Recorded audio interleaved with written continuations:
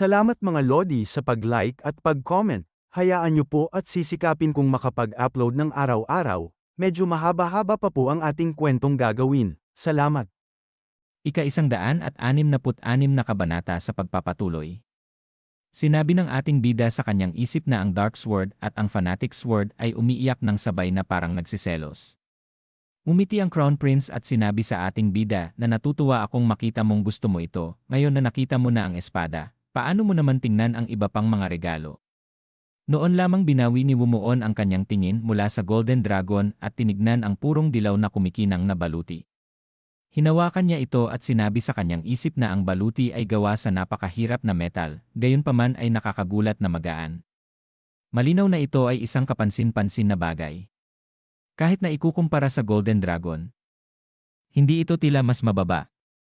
Gayunpaman, hindi gaanong binigyang pansin ni Wumuon yon dahil hindi naman siya nagsusuot ng baluti sa una. Matapos ang pagtingin sa baluti, ibinaling ni Wumuon ang kanyang pansin sa plaka ng pagkakakilanlan at utos ng hari. At sinabi sa kanyang isip na ang tanda ng pagkakakilanlan at ang maharlikang kautusan.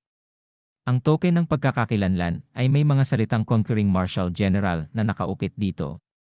Ang aking pagtatalaga bilang Conquering Marshal General ayon sa maharlikang kautusan. Tiningnan niya ito at sinabi pa sa kanyang isip na Conquering Marshal General, ibig sabihin ba nito na susugurin ko ang Heavenly Marshal o ang Muri mismo? Tumungo ang ating bida at sinabi na salamat. Sinabi ng Crown Prince sa kanya na hindi mo na kailangang magpasalamat sa mga bagay na walang kabuluhan. Huwag mo lamang sirain ang pangako na ginawa natin kanina. Iyon ang aking kondisyon. Sinabi pa niya sa ating bida na kung gayon, tutulungan kita sa iyong paghihiganti. At sinabi sa kwento na nalaman din ng Crown Prince ang pagkakaroon ng Heavenly Marshal Sect matapos matanggap ang ulat. Dagdag pa sa kwento na makikita ang mga aninong ito na kahit na mula sa pananaw ng imperial na palasyo, ang Heavenly Marshal ay hindi isang bagay na maaari nilang baliwalain. Kahit na hindi para kay Wumuon ang dahilan, kailangan nilang lumaban laban sa Marshal Heaven sa isang punto o sa iba pa. Kaya naman napakadali para sa Crown Prince na gumawa ng isang hindi pangkaraniwang desisyon. Makikita ang palasyo at sinabi ng ating bida na kung ganun, maari na ba akong umalis? Tumugon ang Crown Prince at sinabi na siyempre. Sana ay makita muli tayo sa lalong madaling panahon. Sumagot ang ating bida na siyempre daw naman. Kamahalan. Makikita ang pintuan na nagpaalam si Wumuon bago umalis sa palasyo, kasama si Yosil, Mara, at ang 10 Swords of the North Sea. Pinapanood silang umalis, sumigaw si Prinsesa Mokyong, basang-basa ang kanyang mukha sa luha. At lumapit sa kanya ang kanyang ama, na hinawakan siya sa kanyang ulo, habang sinasabi ni Prinsesa Mokyong na, Ama, paano mo lang sila hinayaan na umalis na parang ganoon? Paano na ang aking kasal? Nang makita niyang nagsimulang umiyak muli si Prinsesa Mokyong, bumulong ang Crown Prince ng isang bagay sa kanyang tainga. Ilang segundo lang ang lumipas, ang kanyang desperadong ekspresyon ay nagbago sa isang malawak at maliwanag na muka. Matapos umalis sa Forbidden City, nagpasya si Wumuon na oras na para pumunta sila sa Heavenly Eliminating Alliance, kung saan naroon sina Prinsesa Namar at ang iba pa. Nararamdaman niya na dapat siyang pumunta at bisitahin sila, dahil umalis siya nang hindi man lang nagpapasalamat sa kanila sa pagsagip sa kanya. At lumipat ang eksena kung saan makikita ang Heavenly Demonic Cult. Sinasabi sa kwento hanag nakatingin sa lalaking ito na may isang problema si Sihion. Ang Vice Cult Leader ng Heavenly Demon Cult, Blood-Rushing Transcending Demon, ay isang gumagawa ng gulo. Tulad ng ipinahihiwatig ng kanyang titulo, mayroon siyang mapag-impatyente at madaling magalit na pagkatao at nais na maghiganti laban sa Righteous Faction higit pa sa Heavenly Martial Sect. Dahil nawala ang buhay ng kanyang ama sa mga kamay ng isang martial artist ng Righteous Faction. Ipinahayag ni Sihion na ang Heavenly Martial Sect ang pangunahing kaaway ng Heavenly Demon Cult sa halip na ang Righteous Faction. Dahil doon, inutusan niya na dapat itigil hanggat maaari ang mga salungatan sa mga puwersa maliban sa Heavenly Martial Sect. Gayunpaman, hindi pinapayagan ng sitwasyon na makuha niya ang gusto niya. Ang pananaw ng Righteous Faction sa Heavenly Demon Cult ay lumihis dahil sa pagsasabay ng kanilang matagal ng sama ng loob at mga pagsisikap ng Heavenly Martial Sect. Higit pa roon, sa panahon ng pag-atake sa Domineering Martial Sect, maraming kasapi ng Heavenly Demonic Cult ang napatay ng pinag-isang puwersa ng mga Ortodokso at di-Ortodoksong sekta. Bilang resulta, maraming tao ang nagsimulang magsabi na bago ang Heavenly Martial Sect, kailangang harapin muna ang alyansa ng mga Ortodokso at di-Ortodoksong sekta. Ang sinabi nila na sabay na labanan ang alyansa ng mga Ortodokso at di-Ortodoksong sekta habang nakikipaglaban din sa Heavenly Martial Sect ay imposibleng mangyari at may katuturan. At ang nanguna sa kilusang ito ay ang blood-rushing transcending demon, kung saan siya ay nasa isang gubat malapit sa base ng pamilya Peng ng Hebei. Peng Family of Hebei. Isa sa tatlong pangunahing pamilya ng mga pangunahing haligi ng mga Ortodoksong sekta na kilala sa kanilang mga teknik sa talim. Sa mga burol malapit sa pamilya Peng ng Hebei, ang blood-rushing transcending demon at ang kanyang mga tagasunod ay nagtatago. Naiinis pa nitong sinabi na Peng family. Dagdag pa niya sa kanyang isip na ang pumatay sa aking ama ay ang nakaraang patriarka ng pamilya Peng, si Peng Ingang. Sinabi pa niya sa kanyang isip na nangangalit ang ngipin na ipinasa na niya ang titulo ng patriarka sa kanyang anak at namumuhay habang ginagawa ang kanyang mga bagay. Wala nang paraan na hindi ko mapapayagang mabuhay ang salarin na pumatay sa aking ama ng ganon. Sinabi ng kanyang nasa likod na tama bang umatake tayo sa pamilya Peng ng mag-isa. Dagdag pa niya na sinabi sa atin ng ating kamahalan na iwasan ang makipaghidwaan sa alyansa ng mga Ortodokso at di-Ortodoksong sekta. Lumingon ito at sinabi na ayos lang. Ginagawa natin ito para sa parehong Heavenly Demonic Cult at sa ating kamahalan. Dagdag pa niya na hindi naman tayo maaaring magkaroon ng magandang ugnayan sa mga Ortodokso at di-Ortodoksong sekta.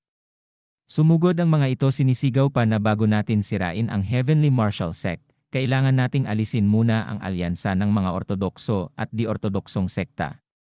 Tara na! Patayin silang lahat. Makikita ang Peng Family House na may sumisigaw na may kalaban. At mga sumusugod daw ay ang mga taga-demonic cult. At sinabi naman ng isa na mga maruming mga hayop. Paano kayo naglakas loob na atakihin ang aming pamilya Peng? Sinasabi ni blood-rushing transcending demon habang pinampas lang ang kanyang mga nakakasalubong na Peng Ingang. Ipakita mo ang iyong sarili.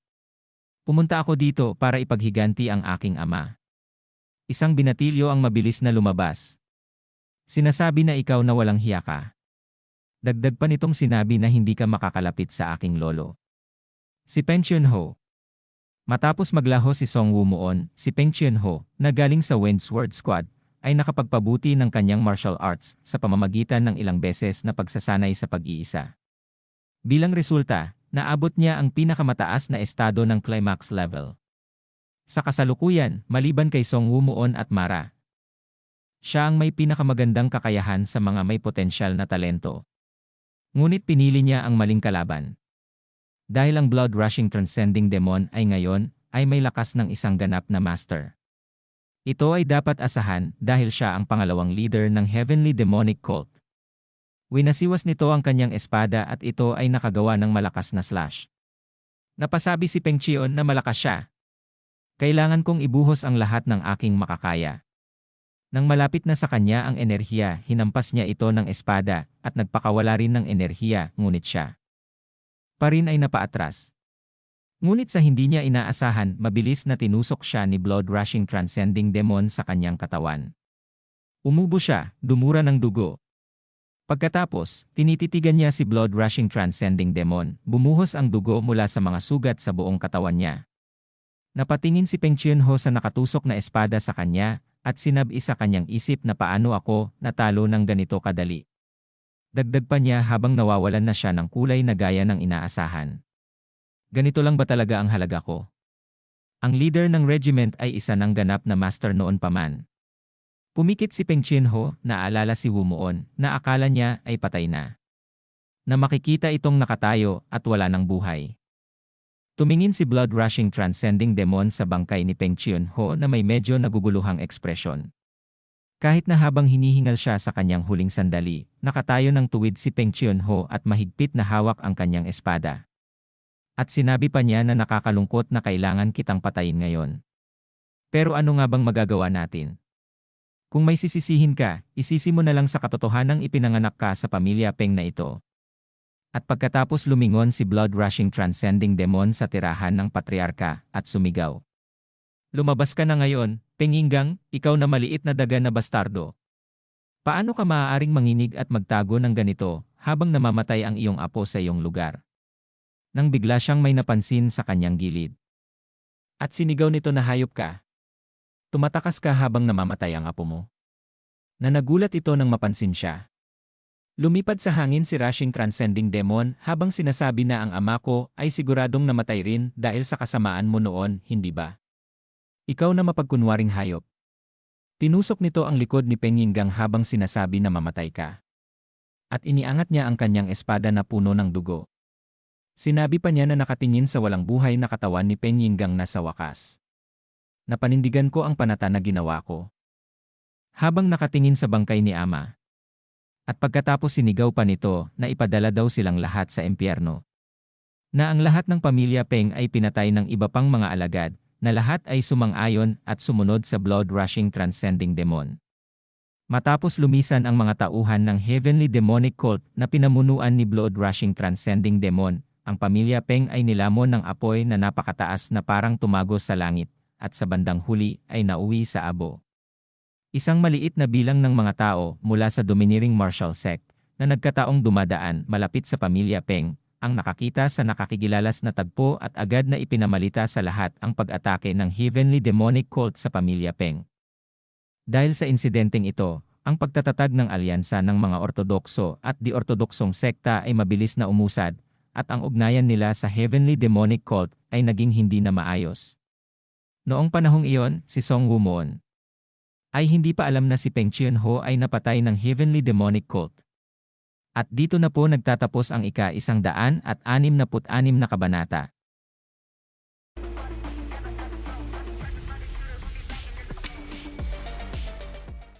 Ika-167 kabanata sa pagpapatuloy.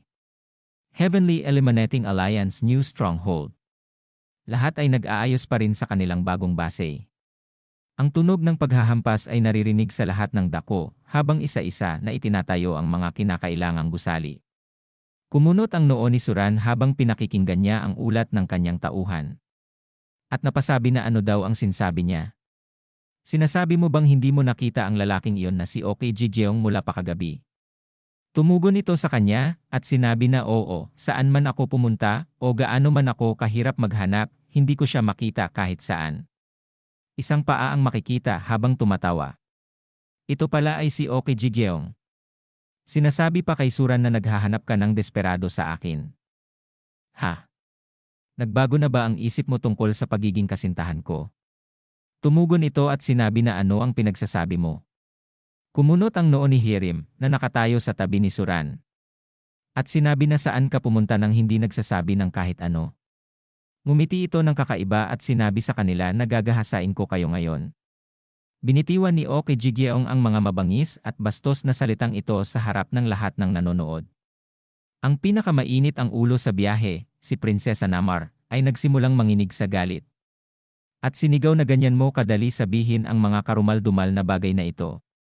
Malinaw na, medyo sanay ka na sa paggawa ng mga bagay na ito. Suran, huwag kang mag-abala, walang saysay ang pagpigil sa akin. Papatayin ko ang bastardong iyon ngayon.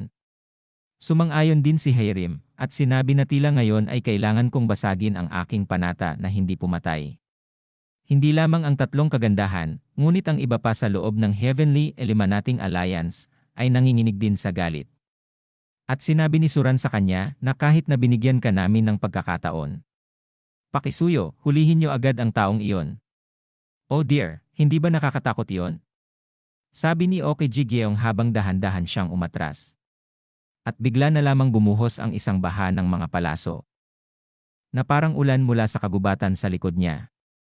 5 tao agad ang namatay, ang kanilang mga katawan ay naging parang mga daga.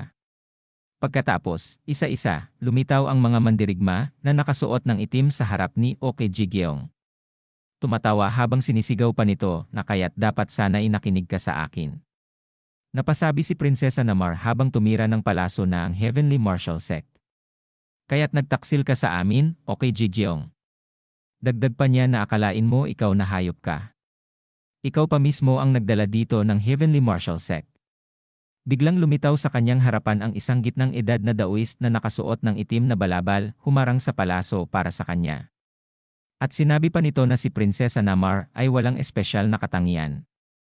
Nananlaki ang mata ni Prinsesa Namar sa kanyang narinig. Tumatawang sinasabi naman ni Oki Jigyeong na wala akong pakialam kung patayin mo ang lahat ng mga bastardo, basta't mangyari lang ang iyong pangako, at ibigay sa akin ang lahat ng mga babae. Hinawakan ng malakas ng lalaki sa balikat si Ok Jigyeong. Napasigaw ito ng sakit habang sinasabi sa kanya na nag-aalinlangan ka sa aking mga salita. Siguradong ibibigay ko sa iyo ang mga babae. Siyempre, pagkatapos kong pigilan sila sa paggamit ng kanilang mga sining ng martial arts. Tumugon ito habang nasasaktan na maraming salamat. Sinabi ni Prinsesa Namar sa kanya na hindi iyan mangyayari. Sinabi naman ni Yerim na mas pipiliin kong kumagat sa aking dila at mamatay kaysa hayaan ang sarili kong ma-rape ng mga bastardo katulad mo. Tumango si Suran bilang pagsang-ayon. Sinabi sa kanilang ng lalaking nakaitim na balabal habang naglalabas ng itim na enerhiya na baliwala na ang pagkagat ng inyong mga dila, hindi na kayong makakagalaw pagkatapos kong matapos. Pagkatapos, naghiwalay ang mga miyembro ng Heavenly Eliminating Alliance sa gitna habang lumabas ang isang kalagitnaan ng edad na iskolar na may kabataan na hitsura. Na napasabi ang mga ito na Alliance Leader. Siya ay walang iba kundi ang Heavenly Eliminating Alliance Leader Seren Priest na si Ban Munyob. Si Ban Munyob. Siya ay isang bisita ng West Spring Sect noon at pinalad siyang makaalis nang ma-exterminate sila, kaya nakaiwas siyang mapatay kasama nila. At ang nabuo niya matapos ang pagtawag ng mga tao ay ang Heavenly Eliminating Alliance. At sinabi nito na ikaw ba ay miyembro ng Murderous Wind Squad? Hindi ko nakikita ang iyong leader, si Gamak, kahit saan. Bilang isang peerless master, dapat nasa kanyang pinakamainam siya. Tumingin ito sa kanya at sinabi na ang hangal na iyon ay napatay. At ako na ang bagong leader, si Humuhai. Napasabi si Prinsesa Naban na mukhang si Gamak ay pinatay ni Song Wumuon. At sinabi niya sa kanyang sarili na si Song Wumuon ang tiyak na tanging tao na kayang pumatay ng isang peerless master. At sinabi sa kanila nito na oo ang bastardong iyon ang pumatay sa kanya. Mayayabang na mga gago. Tiyak na nagulat kayo. Dahil ang isang peerless master mula sa sekta nyo ay napatay. At pagkatapos naglabas ito ng enerhiya at sinabi na ngayon, sisimulan na ba natin ang laban natin? Maaaring ibang usapan kung si Gamak ang kaharap ko, pero dahil ikaw lang, hindi ako natatakot kahit kaunti. Umiti si Humuhai at sinabi sa kanya na hangal na bastardo. Nagtatakang sumuka ng dugo si Ban Munyog. At napatingin sa kanyang mga kamay at sinabi na imposible. Isang poison art. Ginamit na ba niya ang hindi nakikitang lason mula sa simula? At nang matapos siyang magsalita. Ang buong katawan ni Ban Munyop ay naging itim na itim habang sumisigaw ng sakit. Habang kinakain siya ng lason sinabi sa kanya ng mga ito na Alliance Leader. Hindi daw ito maaari ang Alliance Leader. Nakangiti itong gumamit na naman ng kanyang lason at sinabi na hangal na bastardo. Tinatawag mo ang sarili mong pinuno pero hindi mo man lang nakita yon. Ang kahalili ni Gamak, si Humuhai. Bilang isang dalubhasa sa lason, siya rin ang lumikha ng Kai-dispersing poison na ginamit upang lasunin si Song Wumuon. Pinalipat nito ang kanyang mga lason sa mga Heavenly Eliminating Alliance na mga miyembro at sinasabi na hindi nag-iwan ang Heavenly Martial Sect ng mga mahalagang posisyon para sa mga hindi kwalipikadong tao. Dagdag pa nito na maging mapalad kang makatagpo ng iyong kamatayan sa kamay ng aking peerless poison. Tinamaan ng mga ito at may nagsasalita na huwag daw nilang hawakan ang usok na lason. Natumugon naman ang mga ito na hindi daw nila ito kayang maiwasan. Sinabi ni Prinsesa Namar habang pumapanana ang hayop na ito. Sinabi pa niya na bago pa niya ipakalat ang kanyang lason, kailangan nating patayin ang tarantadong iyon ngayon na. Sinigaw pa niya na patayin ang aso ng Heavenly Martial Sect. Sinabi naman ito na tulad ng mga paru-paro sa apoy. Akala mo ba'y makakaiwas ka sa aking lason? Muli na namang tinamaan ang mga ito ng lason at napasukan ng dugo na nahihirapan. Naiinis na sinabi ni Prinsesa Namar na buwisit. Walang paraan para mapahinto ang usok na lasong iyon. Sinabi naman ni Hyrim na sinadya niyang hindi tayo isali. Ang mga tao ay sinusunog na buhay. Ang ugnayang mayroon sila ay mas malakas kaysa sa anumang iba pang organisasyon, dahil sila ang Heavenly Eliminating Alliance na nagkaisa upang labanan ang isang karaniwang kaaway, ang Heavenly Martial Sect. Iyan ang dahilan kung bakit hindi mapigilan ni Suran ang pag-iyak habang pinapanood ang kanilang pagkamatay. Dahil sila ay lahat niyang malalapit na kaibigan. Ngunit dahil siya ang tagapayo, kailangan niyang tahimik na suriin ang sitwasyon anuman ang mangyari. At sinabi niya sa dalawa na kunin ang mga tao at mga bata sa likod natin at tumakbo. Dagdag pa niya na kung ikaw at ang mga bata ay mamatay, wala nang hinaharap para sa ating Heavenly Eliminating Alliance. Umiiyak na sinabi nito na hindi, ayaw ko. Makikipaglaban ako kasama niyo. Lumuluhang sinigaw sa kanya ni Suran na hindi. Mabilis na tumakbo habang binibili namin ang oras. Basta't hindi niya kami patayin. May pagkakataon pa kami. Umiiyak din itong sinabi sa kanyang isip na masakit man itong sabihin, pero tama si Suran. Sa pamamagitan lamang ng pagiging buhay, makakapagplano tayo para sa hinaharap. Pero ang iiwan si Suran at ang mga taong parang pamilya ko. Noong sandaling iyon, nakakita si Prinsesa Namar na nagpalaki sa damuhan at may mas mahusay na paningin kaysa sa ibang tao, ang isang bagay na lumilipad sa malayo. Sinabi pa niya na ibon daw ba yon? Gayunpaman, mabilis niyang napagtanto na mali siya. Habang unti-unting lumalapit ang lumilipad na bagay, malinaw niyang nakita na ang napansin niya ay hindi isa kundi dalawa, at hindi mga ibon kundi mga tao. Buhat si Hyoscyle umatake silang dalawa na sinasabi pa ng ating bida ngayon na. At sinabi pa ni Hyoscyle sa isip na sa loob na key na ipinapasa ni Jeje sa akin, makakagawa ako ng isang malaking puting yelo ng Diyos na palad. Habang makikita ang mga ito na unti-unting nawawala ang usok na lason. Na sinisigaw pa na ang apoy. Ang apoy na lason ay nawawala na. At napasabi pa ang mga ito na sila daw ay buhay pa. Pagkababa ng ating bida sinabi nito na patawad. Prinsesa Namar. At kung nakarating daw sana siya ng mas maaga pa. Napalingon ang tatlo at sinabi ni Suran na Song Wumuon. Tinignan ng masama ni Humuhay si Wumuon. At sinabi na kaya ikaw pala ang pumatay kay Gamak. Napangiwi ito ng bibig at sinabi pa na bakit ka pumunta rito at nakialam sa aking trabaho. Pumikit na tumugon ang ating bida at sinabi na una sa lahat. Sisirain ko ang mga plano mo. Ikalawa, may utang na loob ako sa mga taong ito. Higit sa lahat. Sa isang sigaw, sumugod si Wumuon na parang kidlat at pinakawalan ang Northern Blizzard. At sinabi na hindi ko kayo papatawarin, mga bastardo, sa pagkakamatay ng aking lolo at ng aking junior sister. Napangisi ito at sinabi na hangal ka. Gumalaw siya ng napakabilis na hindi man lang naisip ng Great Darkness Palace Master na ikalat ang lason at mabilis na sinubukang harangan ang espada. Gayunpaman, hindi niya kayang pantayan ang mahiwaga at tuso na pagbabago ng Northern Blizzard at naputol ang kanyang kaliwang braso. At napasabi ito sa kanyang isip na sobrang bilis daw niya. At dito na po nagtatapos ang ika-167 kabanata.